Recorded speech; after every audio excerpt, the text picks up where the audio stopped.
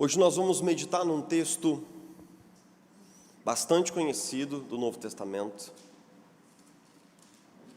mas sempre vital para a nossa caminhada de fé, que é a Epístola de Paulo aos Efésios, capítulo 5,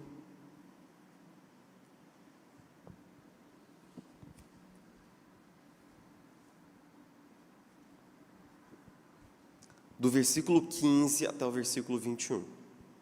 Efésios 5, de 15 a 21.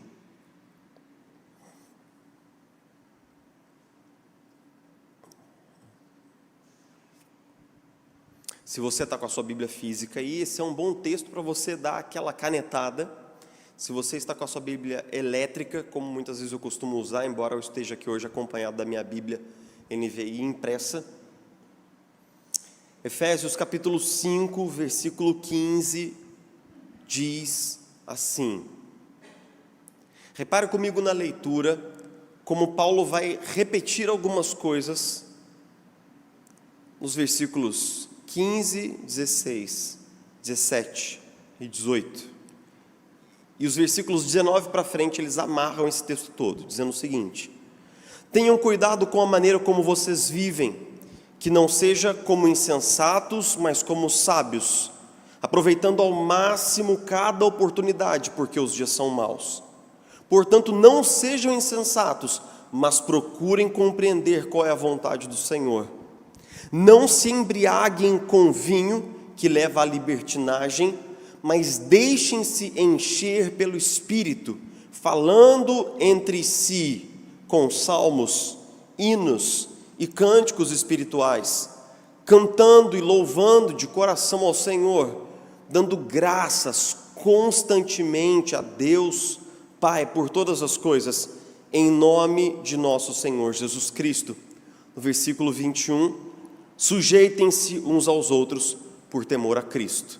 Ou uma outra opção de tradução, sujeitando-se uns aos outros no temor de Cristo. Nós estamos numa série em que nós estamos explorando a nossa relação com a Trindade. E a Trindade, ela é uma das doutrinas mais maravilhosas da nossa confissão de fé cristã. Porque, sobretudo, quando nós pensamos sobre a Trindade, ela se torna uma doutrina que não é irracional, mas é uma doutrina suprarracional. Porque muitas vezes quando nós forçamos o nosso intelecto para chegar nesse lugar onde nós entendemos como o Pai e o Filho, o Espírito, são cada uma pessoa, mas eles são a mesma pessoa, a nossa razão não consegue chegar lá aonde a essência, o ser trino de Deus está. Mas embora nós não possamos entender a doutrina da Trindade, ela não foi feita para ser entendida, ela foi feita para ser crida e confessada, nós podemos ver como, de alguma maneira, ao longo do processo de criação e de salvação, as pessoas da Trindade se manifestam de maneira específica. Por exemplo, em Gênesis nós vemos o Deus Trino criando. Deus Pai, Ele cria todas as coisas pelo poder da sua palavra. O verbo criador de todas as coisas, nós sabemos, é Jesus, e o Espírito de Deus paira sobre a face das águas. Mas esse mesmo Deus que age na criação de forma conjunta, age também para a nossa salvação.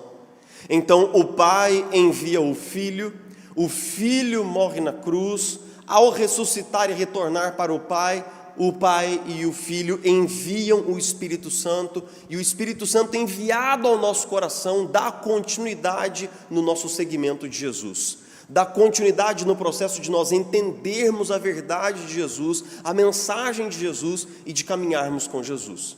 Então o Espírito Santo é, ao longo do Novo Testamento, agente, presente, pessoal.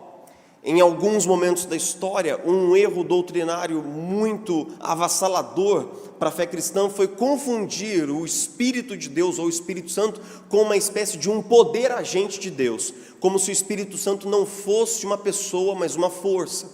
Mas quando nós lemos as epístolas paulinas, nós temos convicção 100% de que o Espírito Santo é uma pessoa da Trindade, que tem, por exemplo, pensamentos, sobre nós, que fala por meio do colegiado apostólico, que fala diretamente com os apóstolos e que, por exemplo, Paulo, dizendo aos Tessalonicenses, diz assim: não apaguem o espírito. No capítulo 5 de Efésios ele diz: não entristeçam o Espírito Santo. Então, de certa forma, o Espírito Santo foi enviado e derramado sobre a igreja, mas no processo de conhecermos a Jesus e de caminharmos com Jesus, deixa eu ver se... vamos tentar. Vamos tentar então imaginar como Paulo está ensinando os crentes efésios a caminhar mais próximos do Espírito. Então o Espírito Santo, nós lemos, especialmente na obra de Lucas, que ele é o sustentador e é o principal ator da igreja. Nós lemos que João Batista foi cheio do Espírito, sua mãe foi cheia do Espírito. Nós ouvimos Lucas dizer que o próprio Jesus foi cheio do Espírito antes do seu ministério, que Pedro foi cheio do Espírito, a igreja primitiva foi cheia do Espírito, Paulo foi cheio do Espírito, Estevão foi cheio do Espírito. E então, ao longo do Novo Testamento, Lucas é o autor que mais enfatiza essa questão do enchimento do Espírito Santo. Esse enchimento do Espírito Santo, ele é narrado, ele é colocado pelos autores, mas em nenhum lugar do Novo Testamento ele é explicado ou detalhado. O único lugar aonde nós somos exortados a sermos cristãos cheios do Espírito Santo é esse texto que nós estamos aqui. De todo o Novo Testamento, o único lugar em que nós somos exortados a sermos cheios do Espírito é o texto de Paulo aos Efésios, capítulo 5. Um verso só em todo o Novo Testamento. Então nós temos que entender bem esse verso, em especial por ele ser tão único no Novo Testamento, mas também porque ele traz para nós não apenas o comando, mas se Paulo estiver escrevendo conforme o seu estilo das outras epístolas, ele não só diz o que tem que ser feito, mas ele diz como tem que ser feito. Quando, por exemplo, Paulo escreve aos Romanos, ele dá no final do capítulo, no início do capítulo 12, uma série de comandos aos seus discípulos. Para cada comando ele explica como esse comando deve ser obedecido. Então o estilo paulino ele dá um comando, ele explica o como. Então nós vamos quebrar esse texto hoje, nós vamos olhar para ele, vamos procurar entender o que Paulo ensina sobre esse tema tão importante, mas ao mesmo tempo tão polêmico, de como ser um cristão cheio do Espírito Santo. No capítulo 4, Paulo está iniciando a segunda metade da epístola. A epístola aos Efésios tem 6 capítulos. Os primeiros 3 capítulos são pura teologia da salvação. Nesses capítulos, Paulo repassa e repassa o que Jesus fez para salvar os efésios e para dar a eles uma nova vida. No capítulo 4, Paulo começa a mostrar como essas pessoas têm que viver agora a partir dessa salvação, e ele fala uma série de coisas. Ele fala sobre o uso dos dons, ele fala sobre a unidade da igreja, ele fala sobre o compromisso dos cristãos despirem-se do velho homem, e então ele passa a falar uma série de coisas que eles não deveriam fazer. Não mintam um ao outro, não se irem um contra o outro, não furtem. E ao longo do capítulo 5, Paulo começa a mostrar agora uma série de comandos positivos. Ele usou comandos negativos, não façam, agora ele constrói uma série de comandos positivos, façam.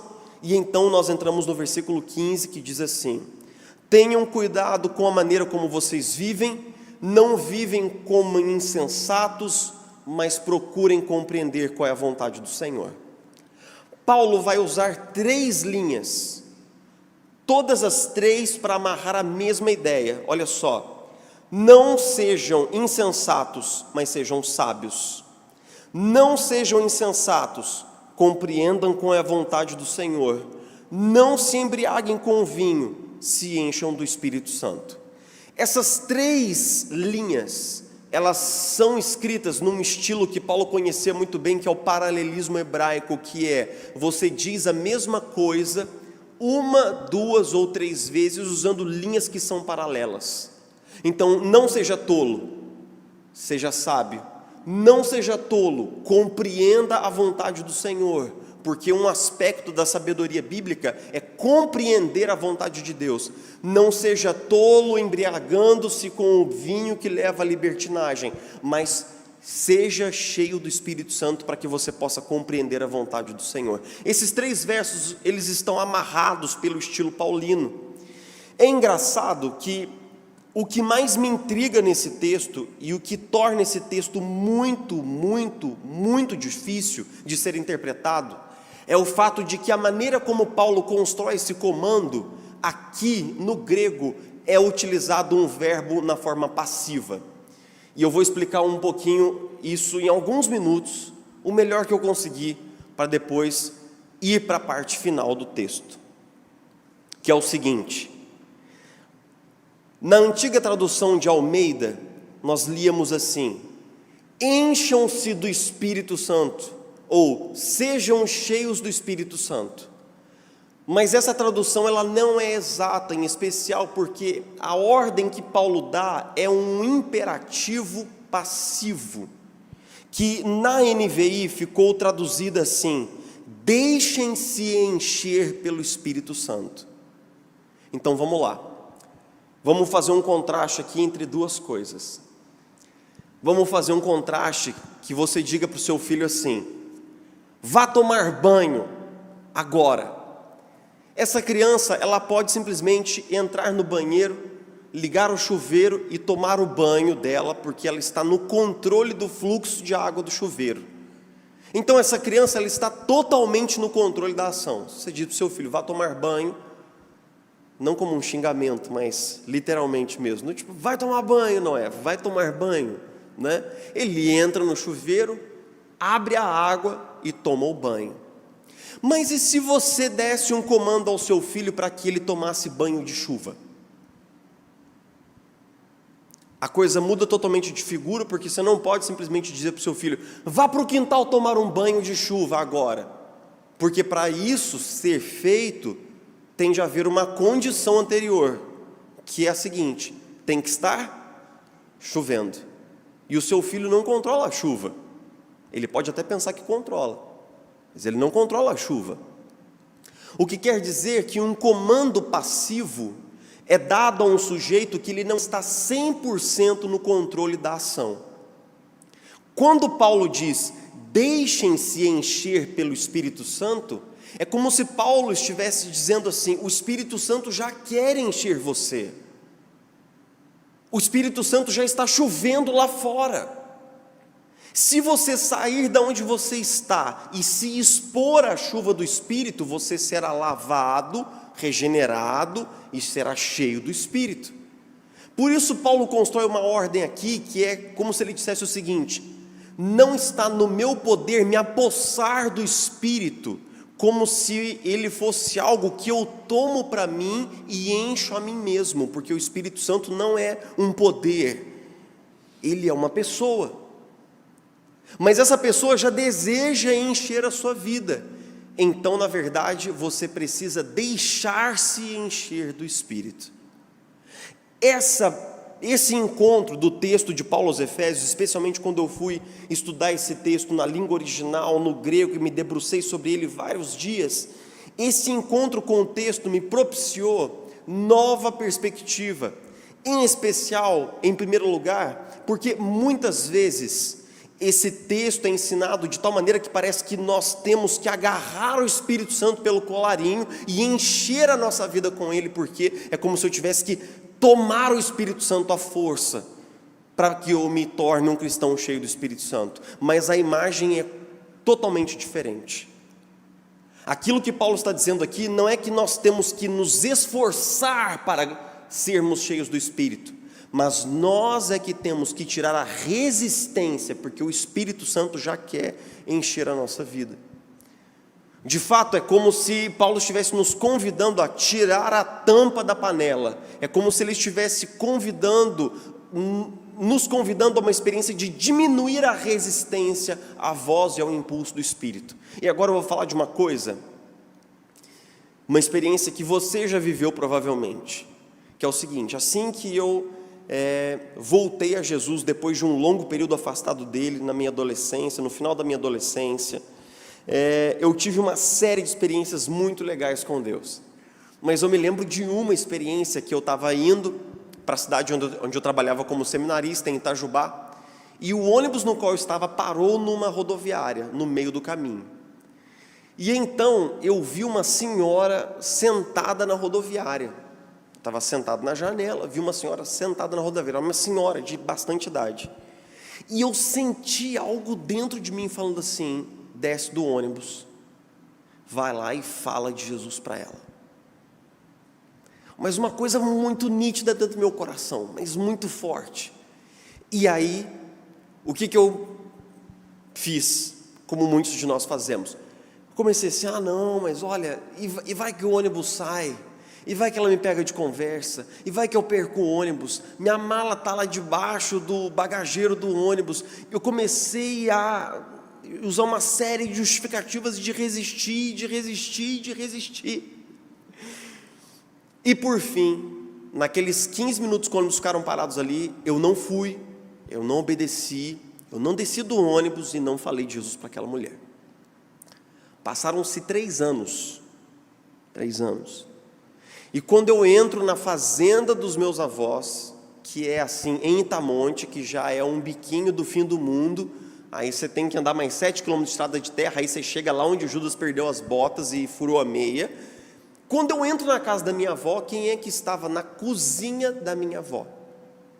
A mesmíssima mulher da rodoviária de 3 anos atrás. Eu sou uma pessoa muito visual, assim, eu guardo rostos e nomes com muita facilidade.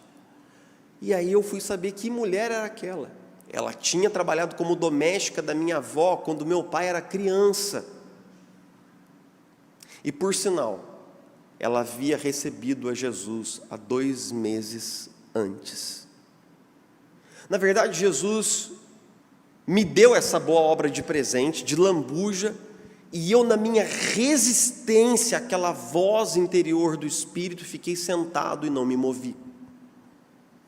Então, de certa forma, a experiência que Paulo está narrando aqui é que esse processo de ser cheio do Espírito Santo não é um processo de um maior esforço da nossa parte, como se nós pudéssemos pegar um pedaço maior do Espírito Santo e engolir e colocar dentro de nós. Não, o Espírito Santo deseja falar, deseja encher, deseja moldar, deseja guiar. É a nossa resistência que o impede de fazer o trabalho e a obra dele de enchimento na nossa vida. Por isso a NVI traduz muito acertadamente, e o time da NVI é muito competente nesse sentido, eles traduzem assim: deixem-se encher pelo Espírito. Como se ele dissesse assim: cara, diminui a resistência, abre o seu coração. Fique flexível, fique atento, ouça essa voz, obedeça essa voz, atenda ao fluxo dessa voz, para que você possa ir mais profundo nessa experiência com o Espírito Santo. Mas note que deixar-se encher pelo Espírito Santo pressupõe 2 coisas. Que nós sabemos que estamos vazios. Que nós sabemos que estamos vazios. Somos vazios, que nós precisamos desse enchimento para que essa sabedoria, esse reconhecimento da vontade do Senhor dos versículos anteriores, ele possa ser derramado sobre a nossa vida. E em segundo lugar, em especial, para que nós possamos ser transformados no nosso caráter, nessa experiência mais profunda com o Espírito. Então Paulo está dizendo assim: não sejam tolos, compreendam a vontade do Senhor, não sejam insensatos, não se embriaguem com um vinho no qual há libertinagem. E aqui Paulo faz um contraste entre os cultos pagãos, que eram regados a orgias e bebedeira, e o espírito de sobriedade que é imposto pela presença do Espírito de Deus. Essa sobriedade, essa santidade, esse controle do Espírito de Deus sobre nós. Então deixem-se encher pelo Espírito.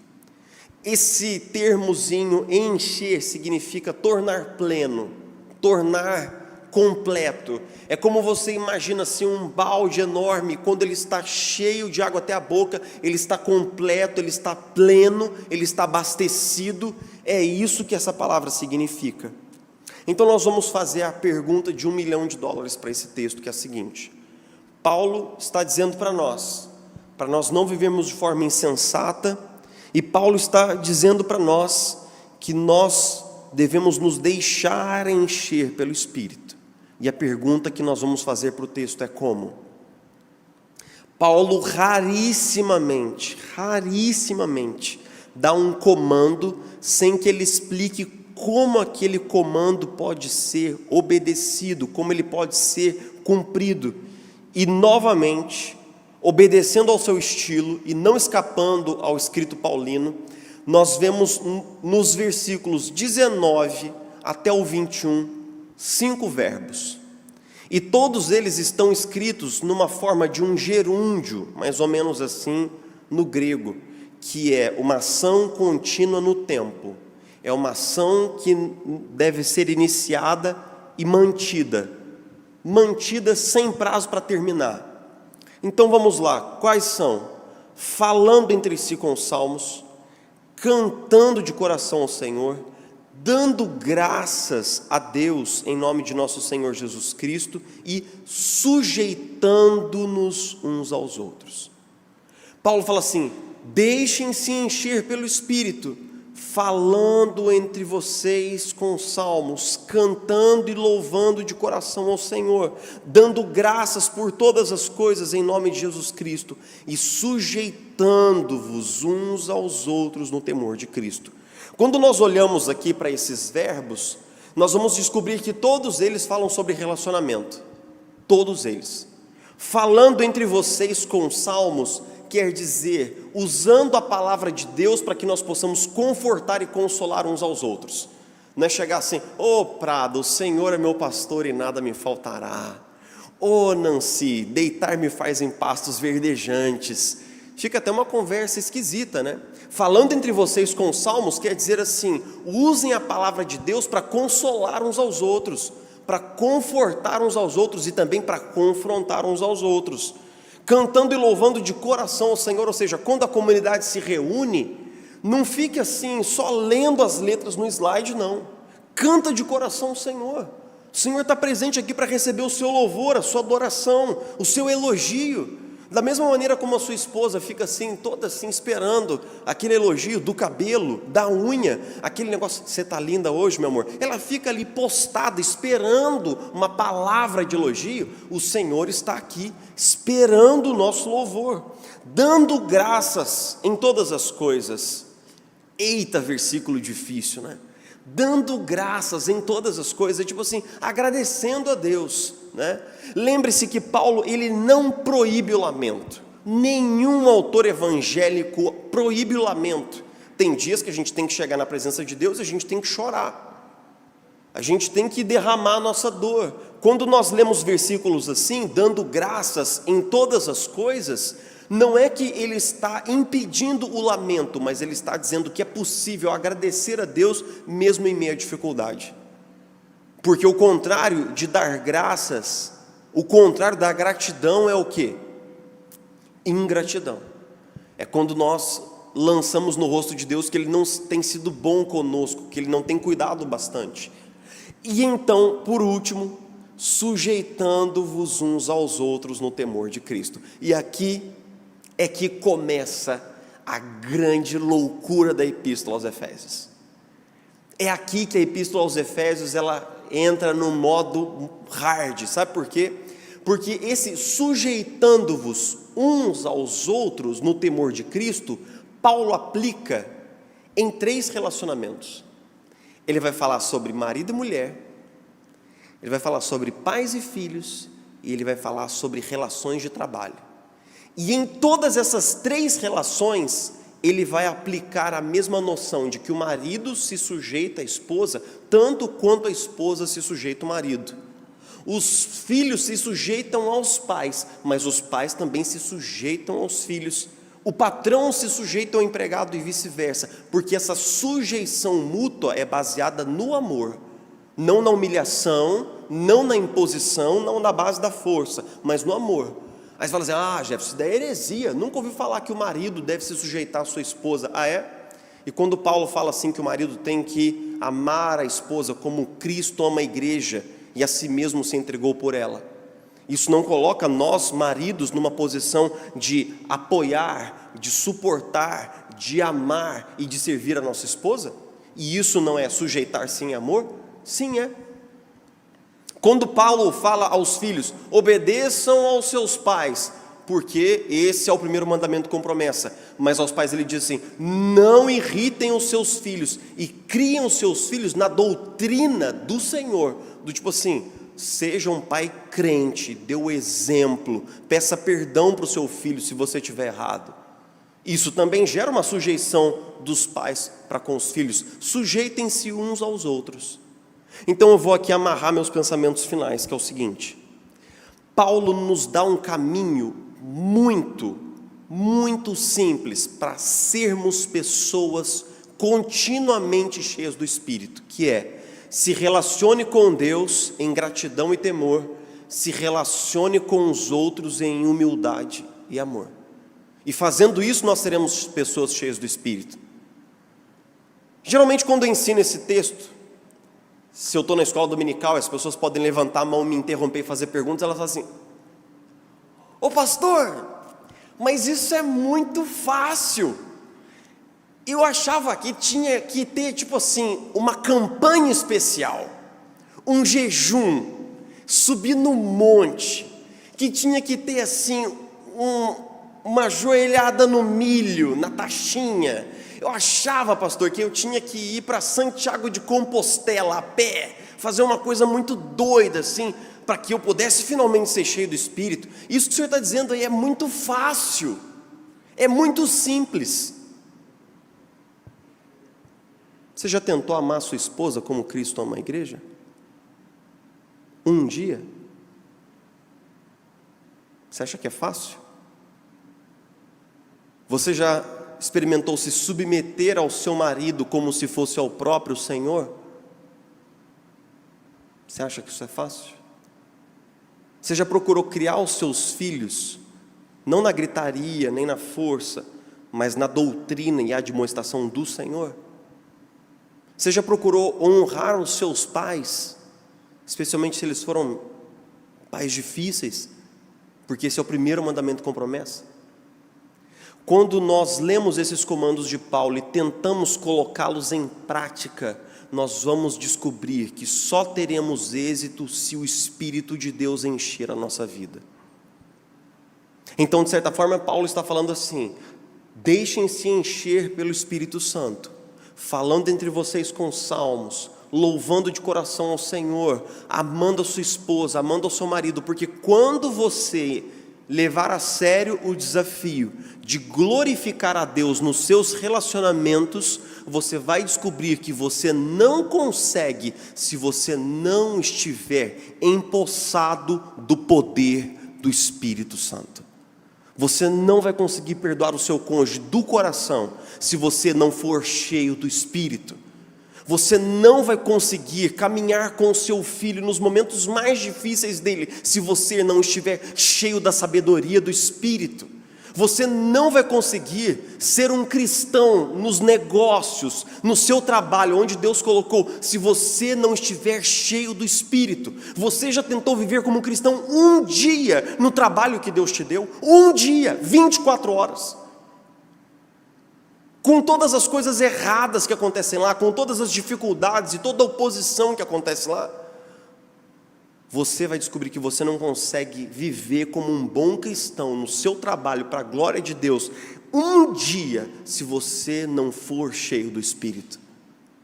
Então Paulo está amarrando esse texto todo ele, do princípio ao fim, com muita sabedoria. E aí nós vamos notando esse poder inspirativo do Espírito Santo sobre a palavra de Deus. Então vamos recordar tudo e finalizar. Em nenhum outro momento o Novo Testamento nos ensina diretamente como sermos pessoas cheias do Espírito Santo. Mas não há dúvida, e Lucas deixa claro, o fato de que nós não conseguiremos seguir a Jesus como bons discípulos e não conseguiremos refletir o caráter do Pai Celestial se nós não formos cheios do Espírito. Então Paulo nos diz: deixem-se encher com o Espírito Santo quer encher você, diminua a resistência, saia do controle, entregue o controle, permita-se ser cheio e ser guiado pelo Espírito de Deus. E por fim, nós somos cheios do Espírito de Deus à medida em que nós vamos glorificando a Cristo nas nossas relações com Deus e com os outros. Uma coisa boa na nossa vida de cristão, na nossa experiência com Jesus, é que um dia que a gente cai, certamente não é o último. E uma vez que a gente falha, a gente pode aprender. E a gente tem outras oportunidades para acertar. Então, um dia, eu estava correndo no Parque Taquaral, em Campinas, e aquela voz que havia falado comigo no ônibus, falou comigo de novo.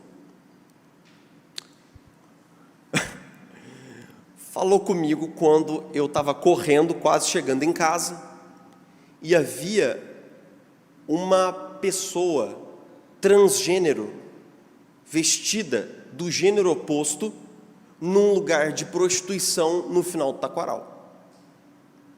E quando eu fui me aproximando, ela estava num ponto, quando eu estava correndo, aquela voz falou dentro de mim assim: fala do meu amor para ele. Fala do meu amor para ele. E aí de novo eu comecei a pensar um monte de coisas, ia falar um monte de coisas. Falei: Deus, eu sou um seminarista em Campinas, solteiro. Naquele momento eu já era namorado da Isabela, mas a Isabela, o pessoal de Itajubá, da igreja de Itajubá, da primeira, achava que ela era uma namorada virtual que eu tinha inventado para não ficar as mães, vai meu filho, ele, né? Não fica as mães empurrando assim, as meninas, para o seminarista novo assim, com coisa que, né? Com coisa que seminarista é uma bênção, né? Bom, tudo bem. Cara, me passou várias coisas pela cabeça, 8 horas da noite. O que alguém pensaria se me visse conversando com esse sujeito numa esquina do Taquaral? Cara, me passou um filme pela cabeça e eu novamente falei assim: não, eu não vou. E eu passei correndo pelo cara assim, eu passei uma esquina. Deus falou assim: se você não voltar lá, eu te quebro inteirinho. Não tem uns dias que Deus fala muito sério com a gente, tipo assim: mano, volta lá. Cara, foi uma experiência tão profunda, tão assim aqui nas tripas, que eu parei e falei assim: cara, eu sempre faço isso, eu sempre resisto, cara, eu sempre fico teimoso. Não, eu vou lá. Voltei, virei para o cara, olhei bem no olho, peguei no ombro dele e falei assim: ó, Deus não te criou para viver desse jeito, põe sua vida em ordem, Jesus te chama para voltar para Ele. O cara fez um olho desse tamanho para mim, eu simplesmente deixei ele lá e fui para minha casa, porque eu já havia feito o meu papel também. Mas o que acontece?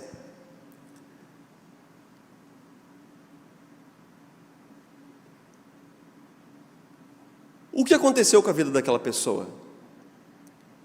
Eu não sei.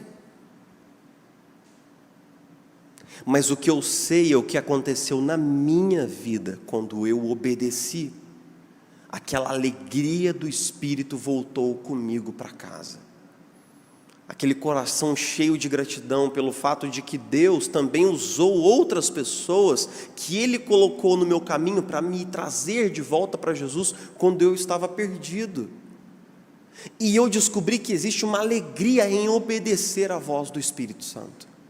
Existe um contentamento quando nós fazemos aquilo que Ele quer. E muitas vezes aquilo que Ele quer não é aquilo que nós queremos. Então, de certa forma, Paulo está claro e certo quando ele diz: deixem-se encher pelo Espírito Santo. O nosso problema é toda a resistência que nós temos, essa insistência de estar 100% no controle, esse negócio de fazer do nosso jeito, de fazer no nosso tempo, de fazer o nosso caminho. Alguém que quer ser cheio do Espírito Santo tende a aprender a ser guiado, porque não adianta você ter um bom professor se nós estamos com os ouvidos ensurdecidos e fazemos aquilo que nós queremos.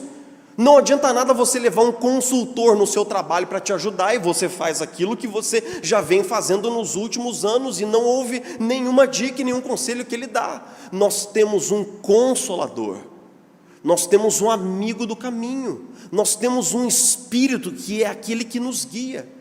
Então se permita ser guiado, se permita ser conduzido, se permita ser levado.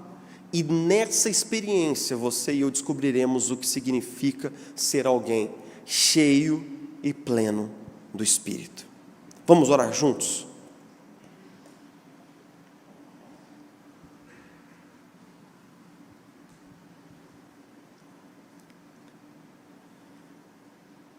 Jesus,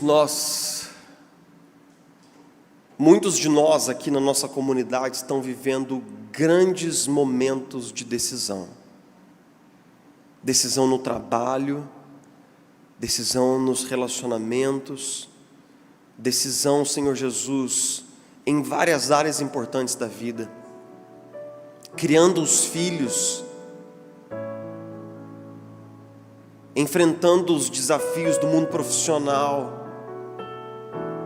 E muitas vezes, Senhor, nós insistimos em fazer do nosso jeito, nós insistimos em fazer no nosso tempo, nós insistimos, e insistindo nós resistimos.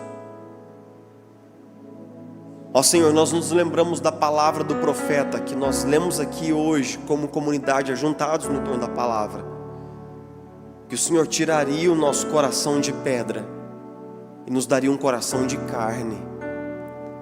Então nós pedimos, Espírito Santo, substitui o nosso coração, troca o nosso coração, nos dá um coração sensível à Tua voz, sensível à Tua presença, coração obediente.